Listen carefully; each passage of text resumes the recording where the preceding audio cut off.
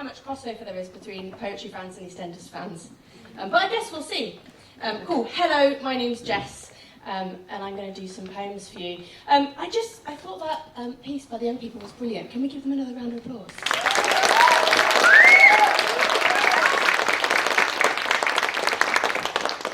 Oh, cool. Right. I'm just getting into doing gigs again after lockdown, and I'm quite nervous, but we'll see how we go. Are you all right? Yeah. Good. Good. Then we will be all right. Cool. Right. I'm going to start with this.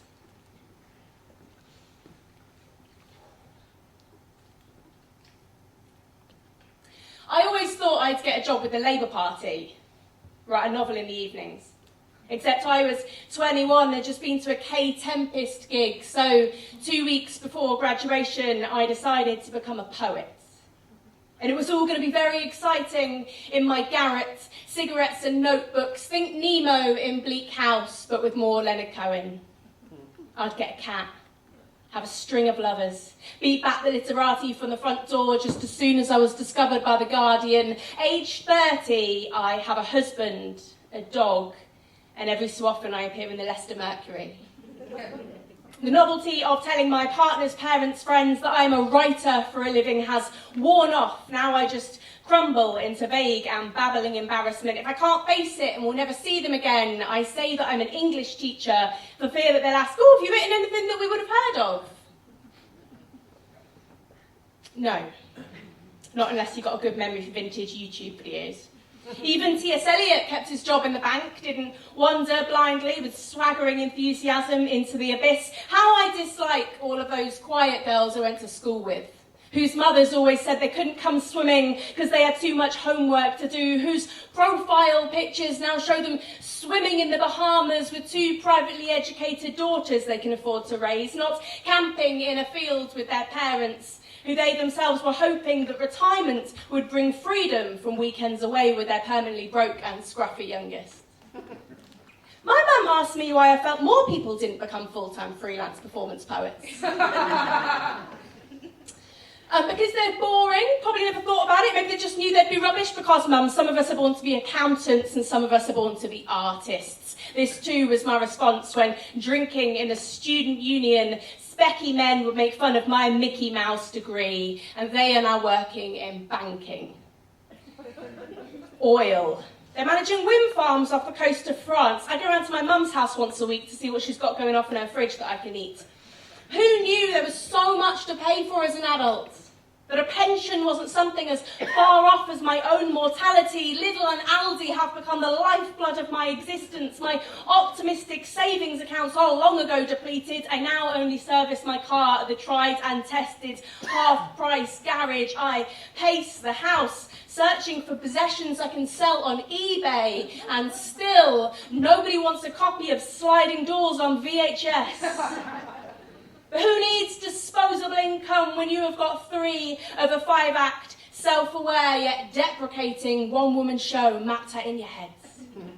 Who needs a house, a mortgage, gas and electricity, a phone, the internet, a car and foreign holidays, a laptop, a telly, savings for when the boiler breaks, trainers, new clothes, insurance against all the things that can and do go wrong, the world's smallest but inexplicably most expensive dog, when you have so many feelings and the means to express them through the power of art and a bloody well-crafted poem.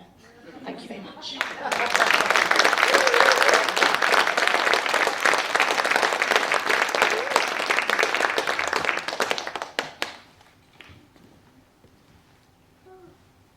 Cool, thank you. So I write quite a lot of like political poetry, like kind of state of the world stuff, and it can often be quite kind of time sensitive. So you write something and then 8 weeks later it's completely out of date and irrelevant. And I thought that would be the case with this poem, which I wrote at Christmas, and it's called It Wasn't a Party.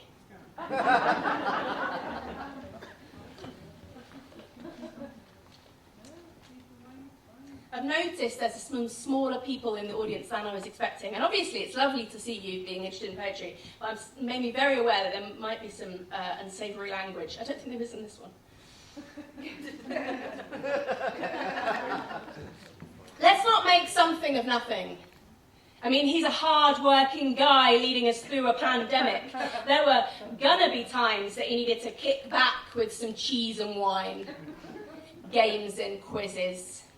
Pin the tail on the care home worker. How many people died alone over a 6-week period?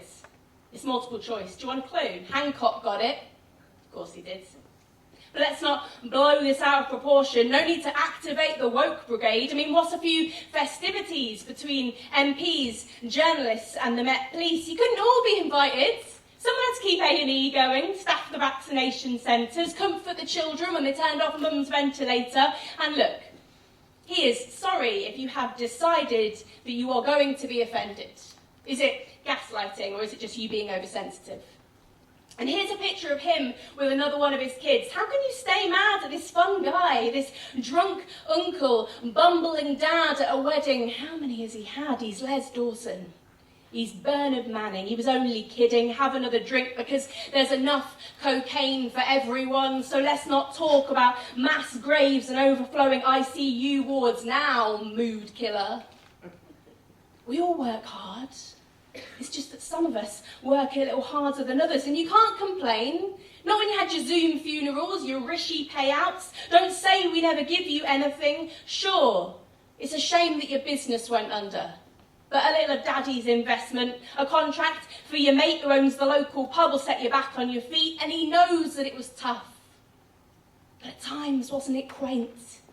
In your cosy homes, cladded high-rises, turkey for one and the heating turned off. Call it Blitz spirit, call him Churchill, the dangling mayor with a flag in each hand and a slur in his mouth. Clap for carers, 3% for nurses, lighten up. He's got the sun in one pocket and the Times in the other, and there is nothing that a sobbing scapegoat won't solve, not when he's got Cressida coming round for dinner. So call him incompetent, call for no confidence, bang your fists and take to Twitter and rage and swear and call him a liar, then calm down. Go to bed.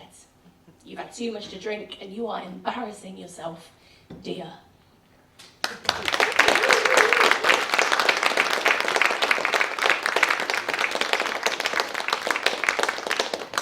Oh, thank you very much. I was worried that after the pandemic, after lockdown, audiences might forget how to be audiences, but you haven't, because you've remembered that thing where you clap for the length of time it takes me to have a drink and put my bottle down. So thank you very much for that. Cool, so I'm very interested in protest art, looking at how art can highlight injustices in the world and aim to kind of make change for people who are affected by injustice.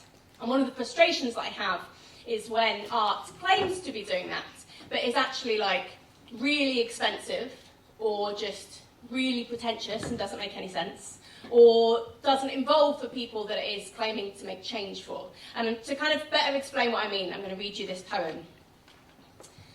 There is an unsavoury word in this, which I will try and, it's quite an integral part of the poem, but I'll try and cover it. So this is a poem about a show that I went to see, and it's called High Art. Me and my friend Alison went to see it.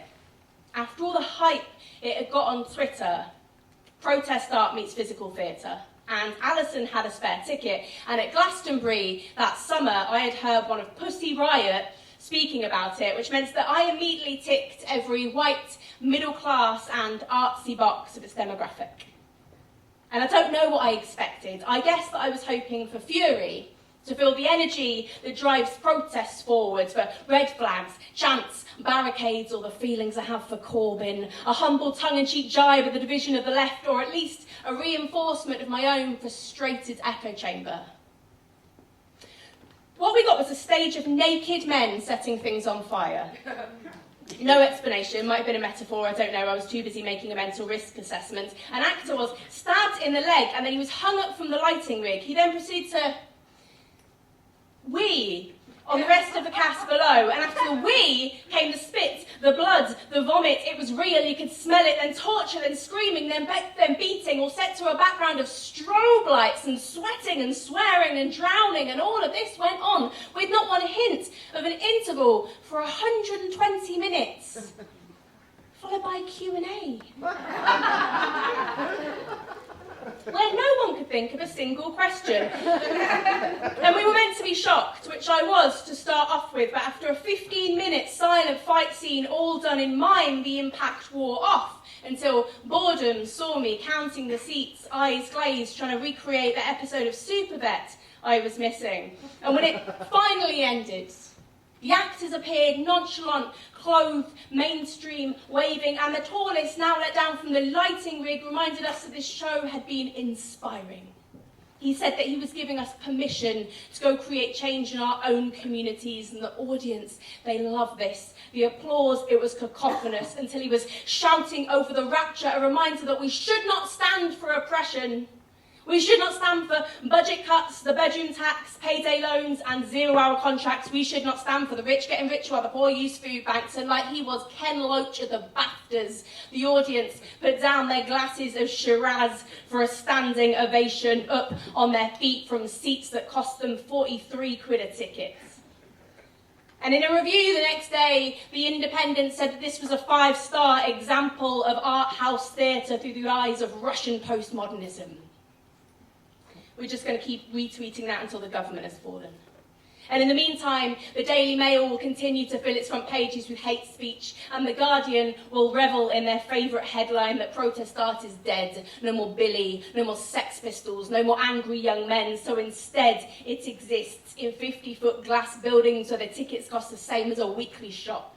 And even if you make it to your seat, you need a PhD in art history for it to make any sense. And right now, don't we need protest art that's relevant?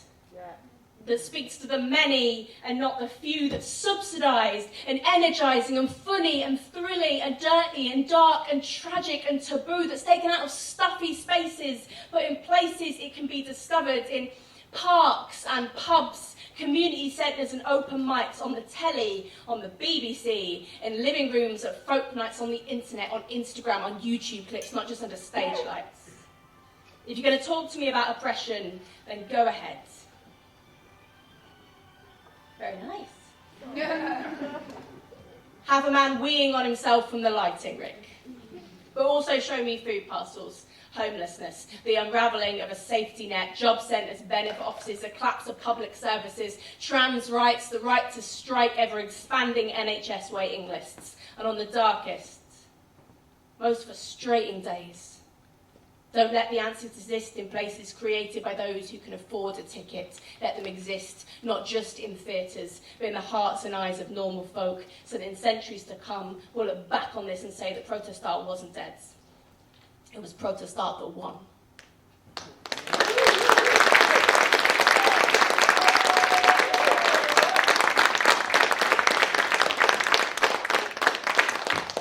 Oh, thank you very much. Oh, this is all right. Remember that gigging is actually all right. It's not terrifying. Thank you very much for being so nice and listening to me. I'm going to do one final poem for you. I am selling some books this evening. There's a table out there with a few books on. I have 2 books. One is called Burning Books, and it's about education, teaching, and Michael Gove. And my other book is an example of when you give something a title and then it ages very badly, and it's called A Self-Help Guide to Being in Love with Jeremy Corbyn, which you're not allowed to say anymore. Cool, right, I'm going to do one final poem for you.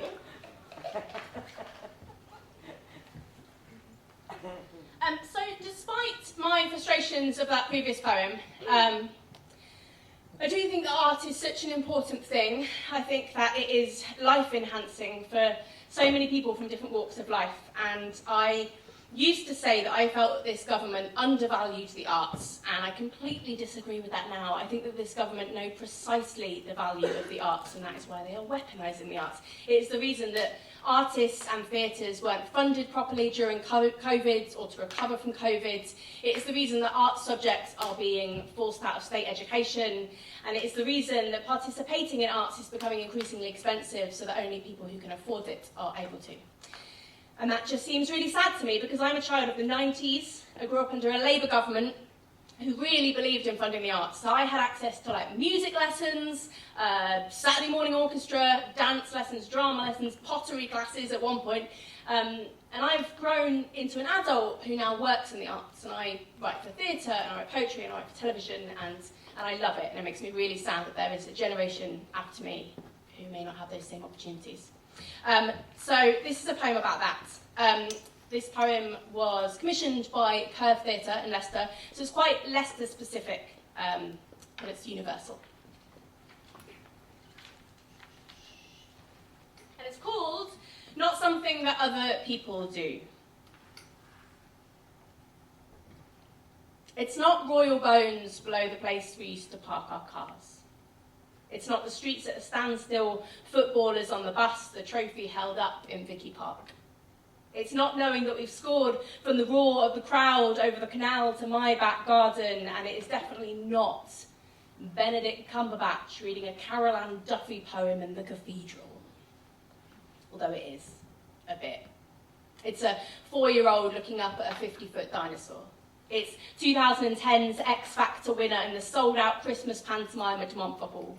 It's a raucous audience in drag queen bingo in a pub theatre off the Narber Road. It's fear-free environments, anything goes. It's doing all the things that you know your kids would die from embarrassment from if they could see you now, but look at you go.